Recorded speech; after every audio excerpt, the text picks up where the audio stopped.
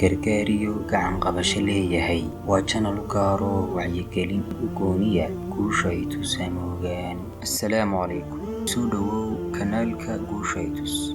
Magacaygu waa Axmed Yaasiin.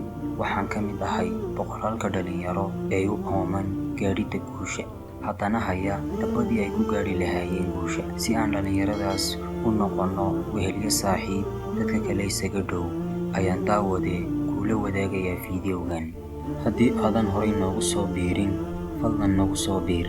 Haddii kaloo aad nala tahay wehelyo saaxiib dadka kale nooga dhow, sii gaadhsii walaalkaaga jecel guusha iyo mid kastoo maankiisu ka guuxayo inuu marun ka dhabeeyo hadafka uu nolosha ka lahaa. Ugu dambayntii, daawadee goob kasta iyo goor kasta oo aad ku sugan tahay, guusha i tusaamogaan.